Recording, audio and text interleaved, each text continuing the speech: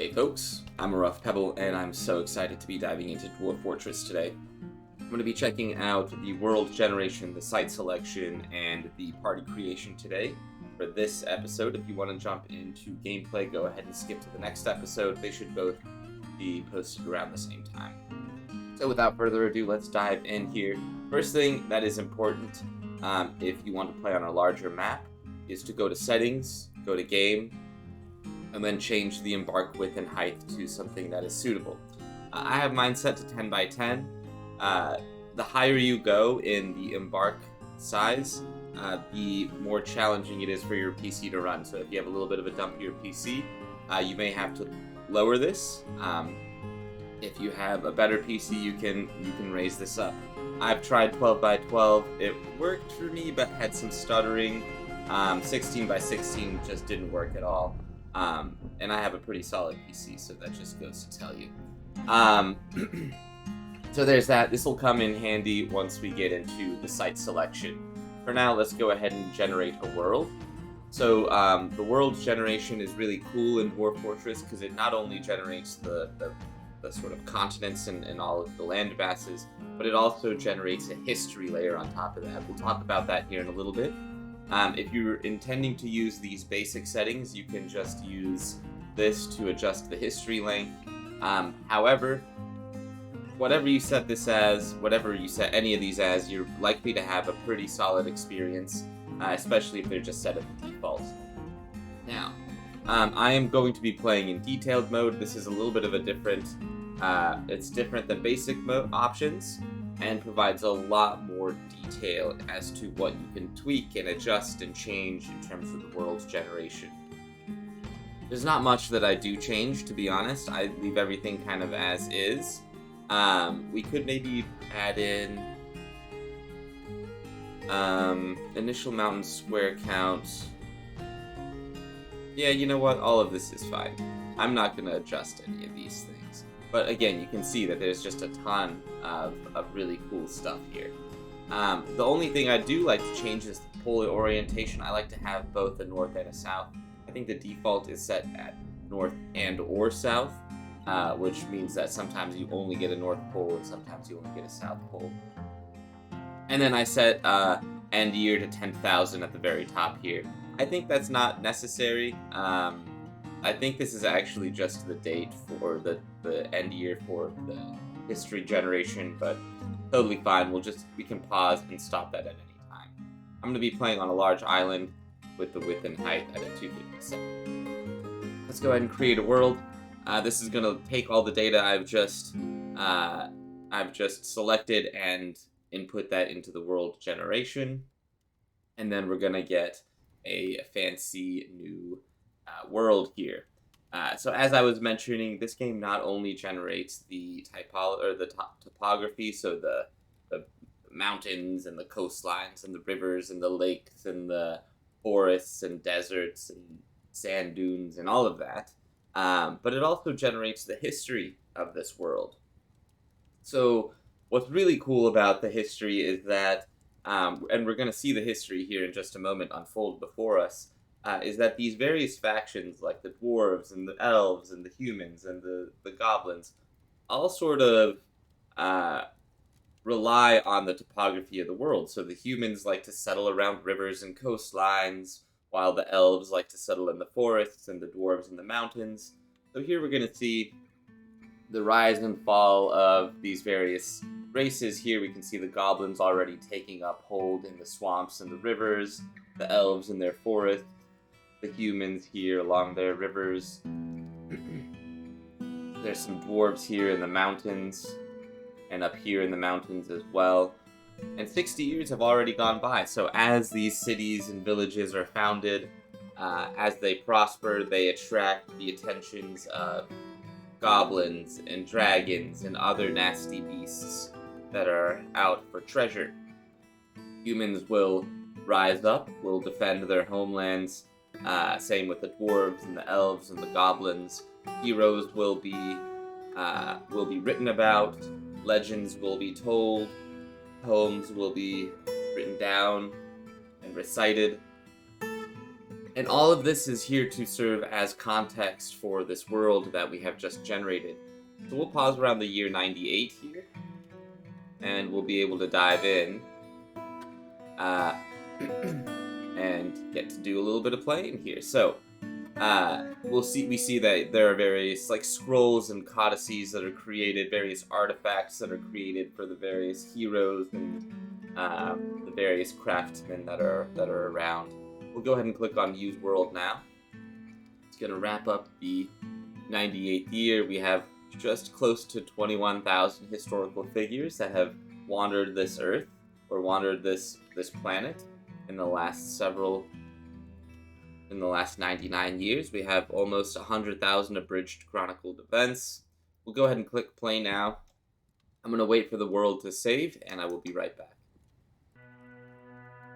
Great, the world has saved. So we can quickly take a look at legends here. This just shows us the history of the world that we have just spawned and generated. So we can see all the various scrolls and things that have been created, the various artifacts, all the different sites and locations, the various historical figures. So if I want to see who, say, this male dragon was, Raal Golden Guild, I can see that Salore, this male dragon, perished in the year 11. I click on you, I can see what you've eaten, some of the things that you've eaten, some of the individuals that you've struck down. If I'm curious about who the Dwarf Kogan Flash Razor was, I can click on you. See a little bit about your history, who you're infatuated with. See that you have had many lovers and have had many breakups as well. You died of old age in the year 89. Very, very cool. So just a really neat way. It's like a wiki that you can use to sort of look around the world through a storytelling lens and get a really fantastic just history fleshed out. We're going to be playing on Fortress mode, which is the colony building mode. So our intrepid band of 7 dwarves is going to set out in the year 99, the month of Granite. And we are going to establish a new outpost for the glory of our dwarven kin.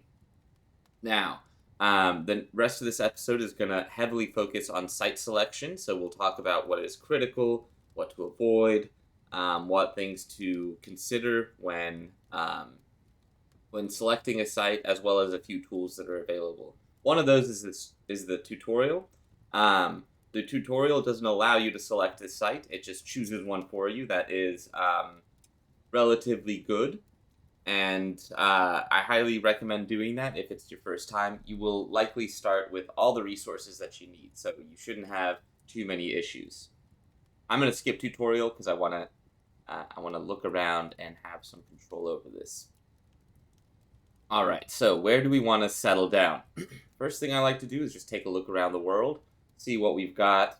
I like to look at the temperature. So up here we've got freezing cold Arctic tundra. That's our North Pole. Then down to the south we've got our South Pole. A couple volcanoes down here as well. What about something over here? This is a nice, interesting little region. We can zoom in and out to the various mountain ranges if we'd like. I want to find something that has surroundings that are not, let's say, haunted or terrifying. I think I saw some terrifying stuff up here. Yeah, terrifying over here. There are other areas like this that are serene, that are calm and peaceful, mirthful and joyous wilds. Or haunted stuff up this way. We've got a haunted forest and a sinister forest over this way. So all of those are things that we'd want to avoid when looking at this location. I'm not particularly thrilled with anything here. So I am going to regenerate the world. I'm going to do that off camera just so I'm not going to bore you with it. But then we'll talk about what it is that I'm looking for. Specifically, I'm looking for mountains in the temperate climates here. I could make a temperate world, but I don't think that's fair. I think I should have to find something that is... Now this is kind of nice. There's some temperate lands over here. It kind of gets a little bit warmer as you get closer to the mountains. Warm is fine, but it's not ideal for what I'm looking for today. Alright, I'm going to pause the video and I will join up with you in just a moment. Alright, and we're back, and I think I found a suitable location for us to settle down. So I have spawned in a new map. We have a large island over here with some elves and dwarves on it, and then a pretty large continent with a lot of elves, dwarves, goblins, humans, all of that. Here we can see they've started building roads and whatnot. But I think we're going to look at all of the humans on this island and the goblins. We're going to be playing up here in the northern region. There are plenty of dwarves, elves, humans, and more dwarves here. And I think we'll be setting up somewhere in these mountains along here. Now, the place that I was looking at was, I believe, right over in this area. So one thing I like to look for is a place that has no aquifers, and there aren't any aquifers here, so we've got pretty good stuff here. We've got a nice rise in the elevation here. And if we take a look at this, we can see exactly what that elevation looks like. So there's a pretty large mountain here with a valley that'll kind of lead through over on this side. Now, if you recall, we used the embark settings to 10 by 10, so I've got a nice 10 by 10 square here, and I can orient this to wherever I'd like. Now, I can decrease it if I wanted to, but I wouldn't be able to increase it again, so I'm not gonna show that off. I'm gonna click on elevation, and I think we'll do something like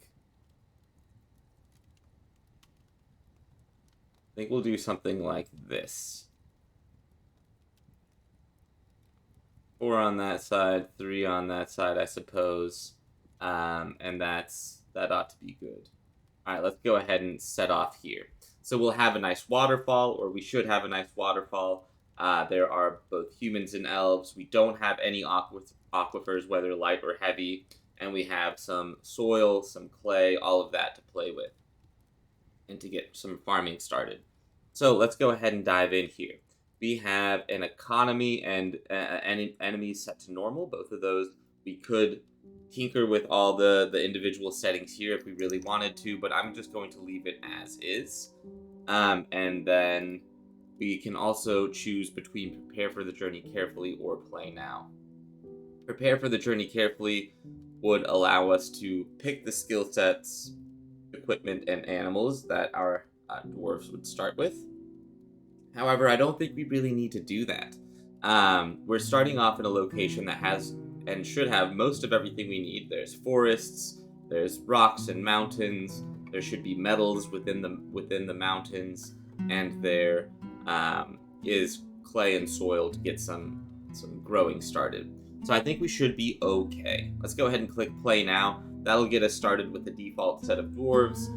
There's still a lot of randomness within that default set of skills.